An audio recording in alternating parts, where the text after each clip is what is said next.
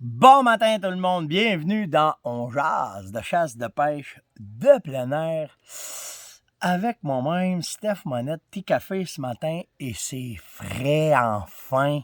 Un vrai beau matin de début d'automne en ce 1er septembre. Vraiment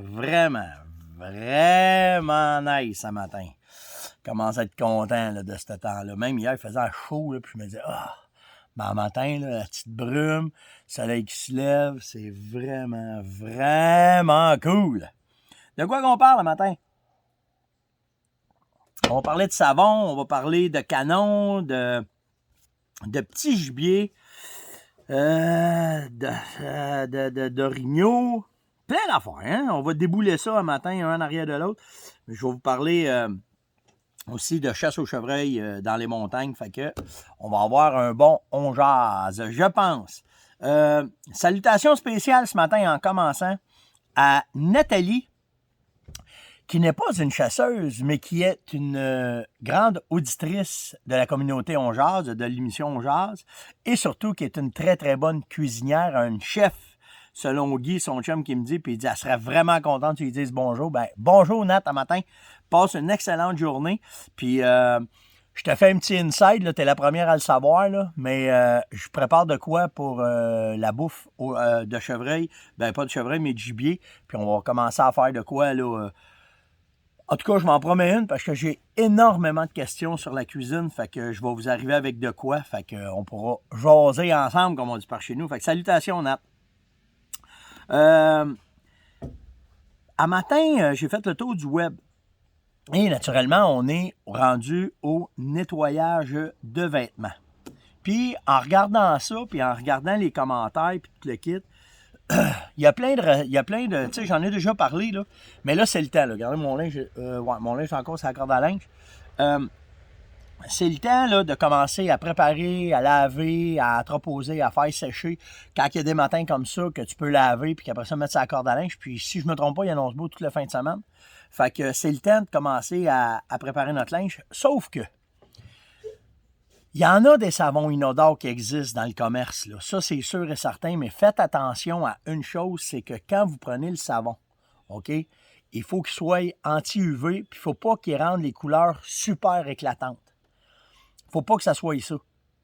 Parce que si vous prenez ce genre de savon-là, c'est là que ça augmente ce qu'on appelle le bleu. Moi, je dis tout le temps ça, le bleu des vêtements, parce que pour nos yeux, il faut que les couleurs soient super éclatantes.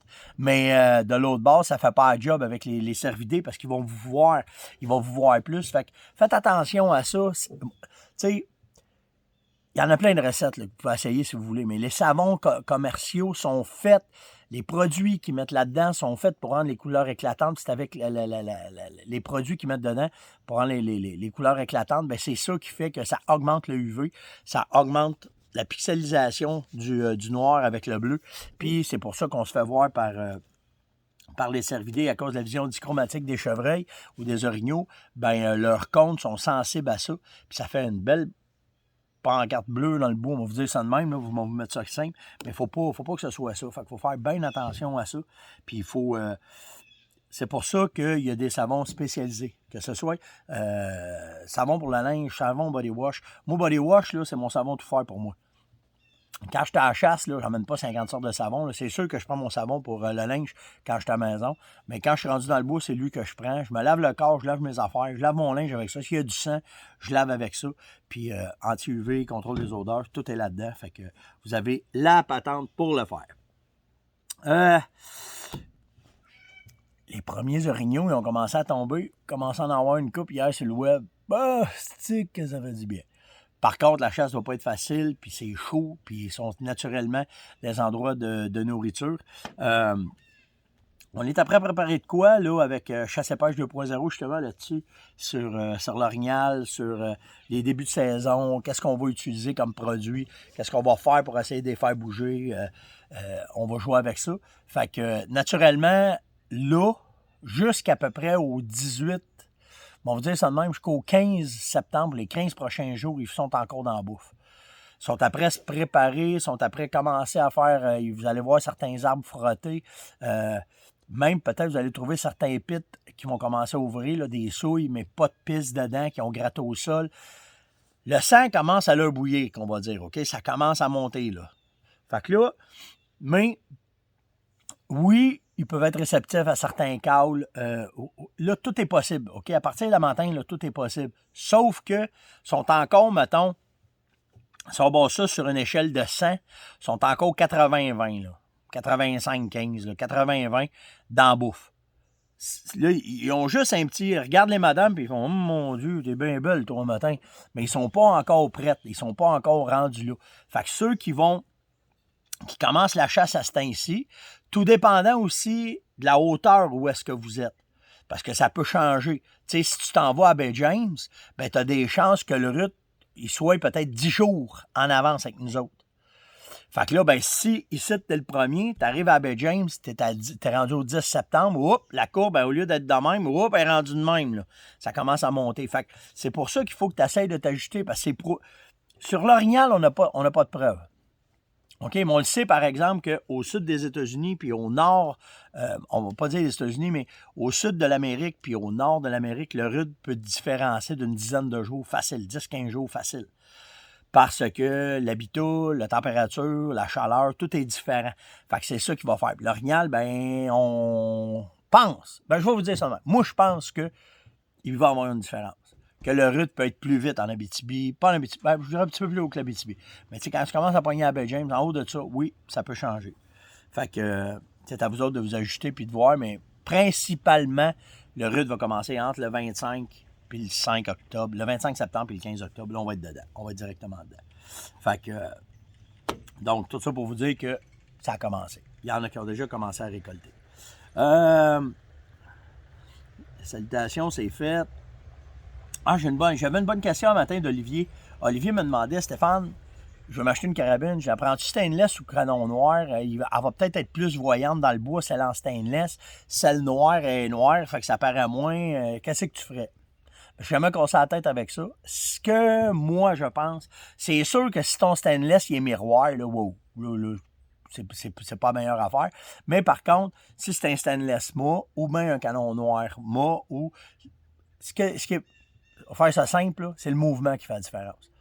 Si ta carabine est là, puis elle bouge pas, il ne s'arrêtera pas de dire « Oh, c'est un canon stainless, puis une carabine au bout. » Non. C'est le mouvement qui va faire. Puis c'est pour ça qu'ils vous voient souvent, parce que quand tu as ta carabine, puis si tu fais... Ils vont faire ça. C'est pour ça que quand, je vous l'ai déjà expliqué, que tu vas la mettre sur un trépied, ta carabine va être installée. Quand tu arrives, tu rentres dedans, tu es placé, bien, tout se fait tout seul. Fait que, tu sais, moi, je ne m'arrête pas à ça. Je ne m'arrête pas à ce détail-là parce que les cervidés, n'oubliez pas, on fait ça simple, ils voient en gris, noir, blanc. OK? Fait que ton stainless, ton canon soit stainless, ton canon soit noir, ce qu'ils voient, c'est un bâton noir ou un bâton grisâtre. Fait que, mais le mouvement, par exemple, ça, il le voit en cibole, puis c'est ça, il faut que tu fasses attention, selon moi, Olivier. Ça, c'est fait. Ah, ça, c'est une affaire. Alain me demande, Stéphane, vous vous cassez la tête pour les odeurs de ta tête. Pourquoi quand tu rentres dans le bois, tu ne te beurres pas d'urine, tu vas sentir l'orignal, puis ton problème est réglé, puis le vent, pas de vent, puis ci, puis ça. Oui, ça peut marcher. Mais le problème, c'est que c'est les enzymes qui est le problème. Ce que tu vas dégager par-dessus. Là, je ne m'arrêterai pas à l'orignal parce que je ne les ai pas trouvées, ces études-là. Mais par exemple, on le sait sur le site de Virginie qu'ils sont capables d'analyser plus que 7 odeurs en même temps. Oh! Ouais. Fait que quand même, tu te beurres de senteur d'orignal, puis ça fait une semaine que tu t'es pas lavé le pouit-pouit, ben, tu vas sentir le pouit-pouit avec un orignal en dessous, ou un orignal par-dessus. C'est ça, il faut que tu fasses attention. C'est pour ça qu'on va tout le temps aller au maximum de tout ce qu'on peut faire pour réduire notre odeur humaine, pour pas que l'orignal ou le chevreuil nous sentent. Fait que c'est pas vrai que tu vas te beurrer. Quand même, tu te tremperais d'un bassin d'urine d'orignal, ta bouche, ton nez, tes oreilles, tes cheveux, l'odeur de bacon, le fouet-fouet, tu t'es pas bien lavé. Ben tout ça, ils vont venir à bout qu'ils vont détecter qu'il y a de quoi, puis c'est là que ça les rend nerveux. Fait que moi, personnellement, c'est pour ça que j'y vais tout le temps par étapes, puis tout le temps à partir de la base. Je pars avec mon corps. J'ai lavé mon corps, mes cheveux, ma barbiche, tout le kit. OK, ça, c'est bien lavé. J'ai fait mes affaires. Là. J'étais à la veille, là, dans à peu près vers le 10-12, là, fini, moi. Plus de parfum, plus de savon, plus rien. On commence à laver body wash. Puis là, ben, je vais commencer à réduire mon empreinte. Fait que je vais réduire ça. Après ça, mon linge va être fait. Mon linge, il est fait, il est arrangé. Puis je te dis pas que t'as pas raison, mais moi, au lieu de me mettre de l'urine sous moi, m'en mettre dans ma palette.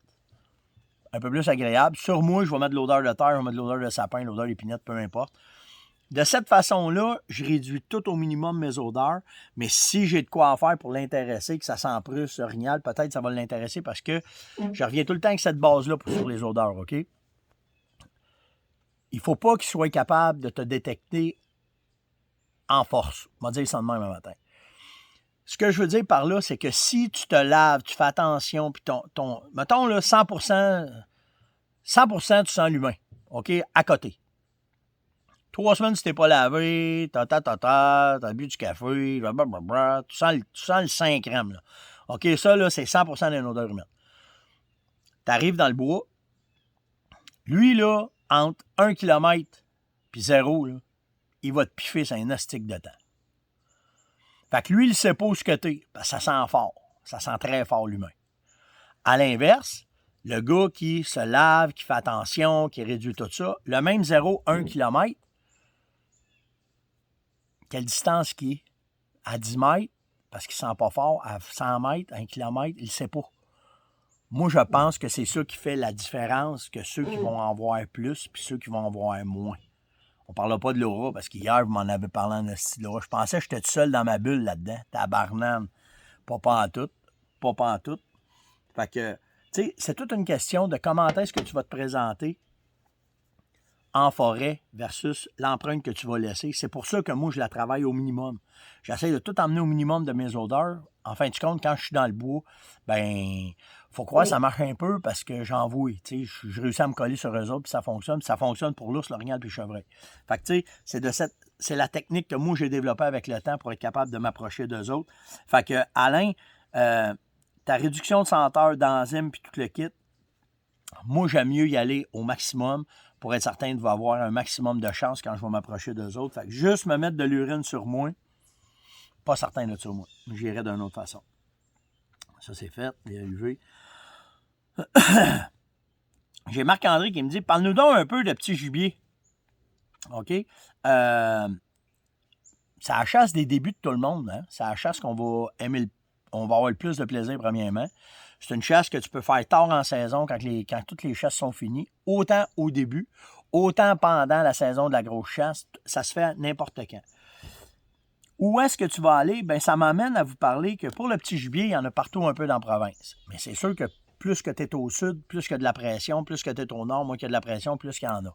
Puis c'est un cycle. OK? Ben du lièvre, pas beaucoup de lièvre. Ben de la perdrix, pas beaucoup de perdrix. Ils sont la base de la chaîne alimentaire.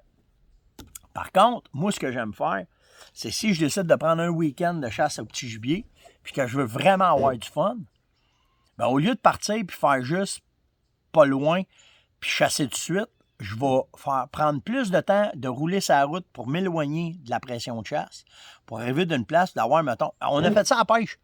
On a fait direct ça à la pêche la semaine passée. On aimait mieux faire, parce qu'on n'avait pas grand temps, on avait samedi, dimanche. Vendredi, on pouvait finir vers midi.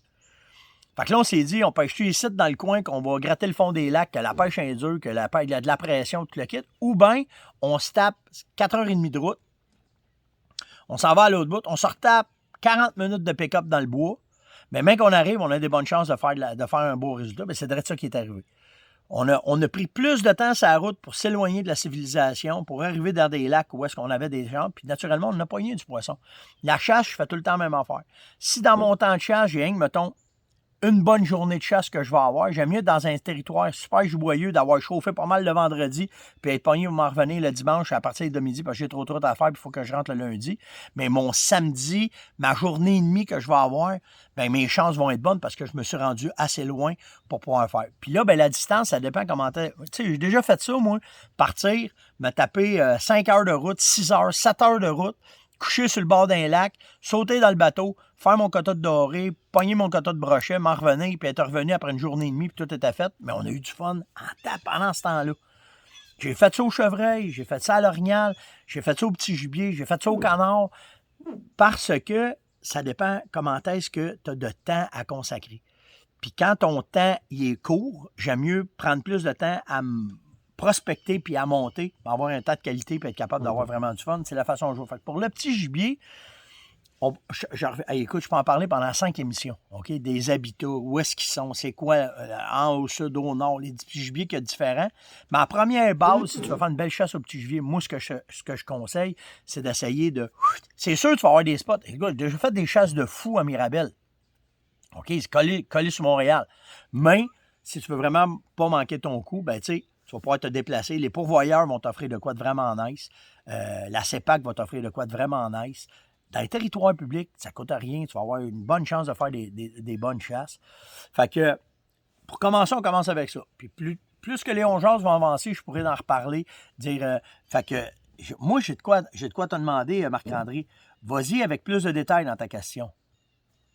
Quel calibre, comment tu vois ça. Puis moi, ça va me permettre de mieux développer mes affaires. Puis là, je vous le dis un matin, si vous avez des questions à me faire, bien, allez-y en détail, pas globalement, parce que regardez un matin, un petit gibier, moi, c'est simple. Pas avec un 12, une boîte de balles, je roule longtemps, je sais que dans ce bout-là, il va en avoir, je prends un hébergement ou je couche dans mon pick-up puis je fais mes affaires. Fait que, tu sais, développez-moi plus vos questions. Puis ça va permettre d'être plus pointu, puis d'aller chercher les détails, puis d'y aller. Mais grosso modo, pour le petit gibier ou n'importe quelle chasse, c'est la façon que je vais travailler d'aller le plus loin possible, de raccourcir ma période de chasse ou ma période de pêche, mais d'être dans le territoire que je vais avoir des chances que ce soit un peu plus giboyeux, qu'il y a moins de pression de chasse, puis que là, je vais avoir du plaisir. Ça, c'est fait. J'ai eu une question de Luc concernant la chasse au chevreuil dans les Laurentides. C'est tout moi qui rêve, c'est pas facile.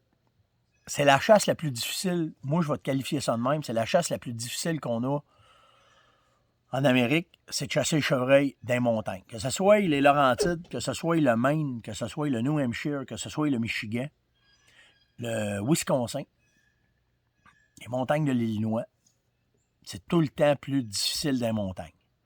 Parce que, la nourriture n'est pas concentrée, ils en ont partout. Puis le chevreuil, il est vraiment disparate. Puis il faut que tu essayes de condenser toutes tes informations pour les trouver et être capable de réussir ta chasse. Première affaire qu'il faut que tu fasses, c'est ta prospection. Tu n'as vraiment pas le choix. Tu ne peux pas arriver et dire je pogne la montagne, on va m'installer en haut, je vais voir. Tu ne peux pas faire ça. La première affaire que je fais quand c'est le temps de chasser le chevreuil de cette façon-là, ben c'est les cartes qui vont m'aider. Que ce soit les track maps, que ce soit des cartes iHunt aux États-Unis, toutes ces affaires-là, tous ces outils-là vont me permettre de gagner beaucoup de temps dans ma prospection. Fait que, tu sais, si j'arrive à l'Annonciation, puis que je pogne la ZEC, maison, je vous dis ça de même, n'importe quel ZEC, puis que je décide de chasser le chevreuil dedans, si je me parque au bord du chemin, puis que je pars d'ici, pas mal de chances de revenir avec du steak de boulot. Fait que ce que je fais, c'est mes cartes qui vont me dire mes habitats. C'est mes cartes qui vont me dire comment est-ce que c'est, où est-ce que je peux déjà commencer. Si je prends l'exemple, mettons, des cartes track map, ce qu'il faut que tu watches, c'est quand il y a 3 couleurs et plus qui se touchent. Parce que s'il y a 3 couleurs et plus qui se touchent, dans la joncture des 3 couleurs et plus qui se touchent, il y a de quoi qui se passe là. Ligne de transition, changement d'habitat. Tout ça va te permettre d'aller voir tout de suite s'il y a de quoi qui se passe là. Parce que dans les montagnes, avec les arbres, tout l'habitat qu'il y a là, il faut que tu trouves tes transitions où est-ce qu'ils vont être. Puis la carte, elle va te le donner tout de suite. Une fois que tu as trouvé ça, il faut que tu partes, il faut que tu ailles voir. Il faut que tu regardes comment est-ce que c'est. Fait que, tu sais, si tu as plus que 3 habitats qui se touchent, tu as des bonnes chances qu'il y ait de quoi. Il faut qu'il y ait de quoi qui se passe là. Ça va être soit un dortoir avec la bouffe, soit une place de transition entre 2 places de nourriture, ou une place de dortoir, ou peu importe. Mais ça, c'est hyper important. Après ça, il faut que tu trouves les différentes sortes de nourriture qu'il y a en sous-étage ou en sur-étage. En sous-étage, ça va être toutes les plantes différentes que tu peux voir quand tu vas marcher. Érable, si là, matin, j'ai des blancs, du saule, peu importe. Tout ce que tu vas trouver en sous-étage qui va être différent, ça va offrir un garde-manger différent, le chevreuil va coller là-dedans. En sur-étage, c'est ce que tu vas recevoir du ciel. Les glands, les fruits un matin, Steph, tu as de la misère avec tes termes. Mais toutes les pommes, tout ce que tu peux recevoir que la nature, que l'habitat va lui donner, de fruits qui vont tomber au sol, c'est la deuxième affaire qu'il faut que tu regardes.